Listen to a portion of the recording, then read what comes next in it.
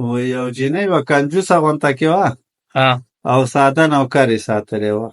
وایي ساده نوکر یې ساتلی نو مې ویل چې زما ملګري به راځي چې زه درته یم چې یو څیز راوړه نو ته به پکې تپوسونه کوې چې کوم یو اخوا او دې خوا ټایم باسې ضایع کړې لکه خبره به یې کې چې وي رانه نسکې. بس چې ملګري راغلي ورته ویل چې ورشه یخ راوړه.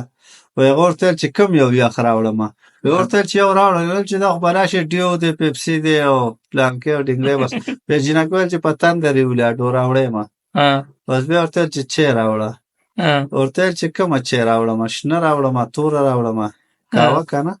وایي هغه ورته ویل چې بس یوه راوړه نو. ویل چې زه توره راوړه. ویل چې خوږې پخه کړم که پیکې به هغه ورته ویل چې سپریتی راځه مې راوړه ستاړه نه کېږه.